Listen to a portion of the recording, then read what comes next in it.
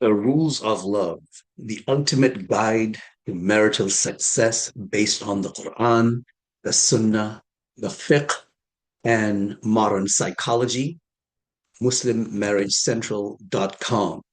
Let's talk about the four dimensions of marriage. An Islamic marriage consists of four dimensions. There are good reasons why marriage is the most critical and sophisticated of all human relations. Unlike any other relationship, it consists of four dimensions: the theological, emotional, sexual, and the legal. Let's talk briefly about each one of these dimensions. What is the theological dimension? Theological dimension, as the name suggests, it's about the core Muslim beliefs, al-aqidah, and shared values upon which everything in marriage is built. Without it, the marriage will simply fall apart. It's what makes us Muslim. The emotional aspects of marriage have to do with good companionship, romance, love, and the nine human emotional needs. What does it take to be a good husband? What does it take to be a good wife?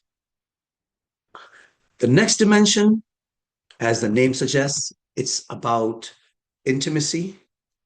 The sexual dimension is about sexual satisfaction for both. What are the sexual rights? How should one interact with one's spouse when it comes to intimacy? What are the rules? What is the Islamic sex education? The last, fourth dimension is the legal dimension. It's the fifth. It's the rights and duties. It's about halal and haram.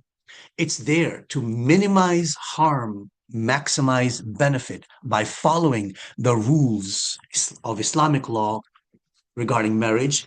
We are able to maximize pleasure, maximize happiness, increase marital satisfaction, and decrease and minimize risks and problems. For a successful marriage, these four dimensions must work together. These four dimensions are integrated together.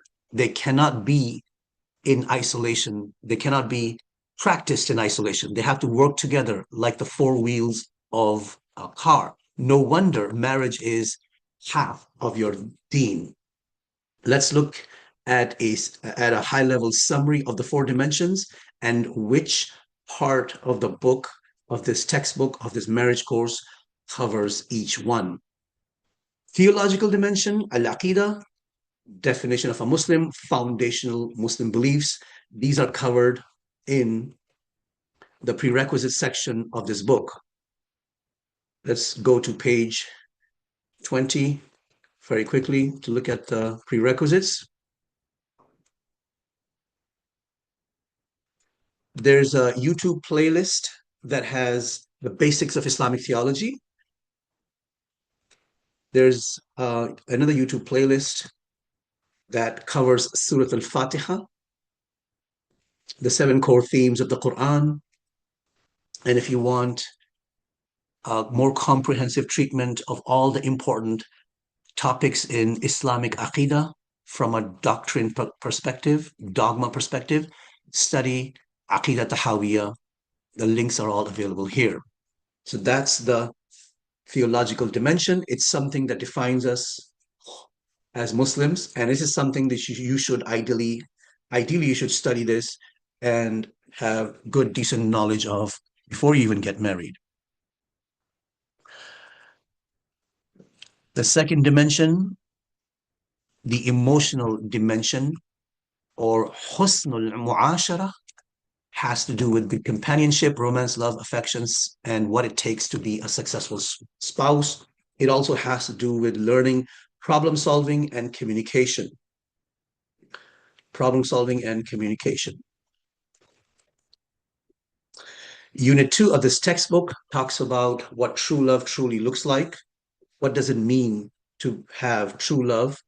Unit 3 is about being a good shepherd. Everyone is a shepherd. The husband is a shepherd. The wife is a shepherd. Muslim family organization.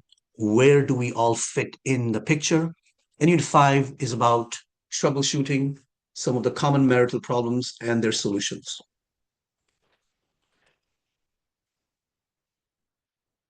Unit Dimension 3 is about intimacy or sexual satisfaction, al-mubashara, sexual etiquettes, the rules of lovemaking, sexual satisfaction, and Unit 6 is dedicated to that.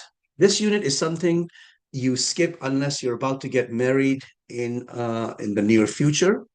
Islamic sex education. There's lots of rules that one must learn just a short time before one gets married. And then finally, the last dimension, the legal dimension, which is the al-fiqh. There are 3 types of rights in marriage. There are universal rights or shared rights. These are rights that are applicable to both genders. Both genders, the husband and wife, enjoy these rights. They're equal from that perspective. And then you have the role-based rights. The husband has specific rights that the wife does not. The wife also has specific rights that the husband does not. These are gender-specific rights. And then you have situational rights, for example, economic rights, financial rights, inheritance rights, travel rights, visitation rights. There's many, many different situations. In this textbook, I've listed over a dozen situations that have specific rights involved. Starts by looking at al-huquq wal-wajibat, rights and duties for both the husband and wife. Unit 7 is about the Islamic marriage and wedding process. There are 4 steps in the Islamic marriage and wedding process. Unit 8 is important rules and guidelines regarding marriage and Islamic law. And Unit 9 talks about some of the rare types, non-standard types of marriages. So this is an overview of this course. If you would like to sign up for this course, the Marital Success course, please visit muslimmarriagecentral.com, where your instructor will walk you through all these dimensions and much, much more. There are quizzes, tests, and final tests that you must pass to get certified for marriage preparation if you are single. And if you're married, whether you're newly married or you have been married for a long time, you still need this course to improve your marriage and increase marital satisfaction. والحمد لله رب العالمين والصلاة والسلام على أشرف المرسلين سيدنا محمد وعلى آله وصحبه أجمعين.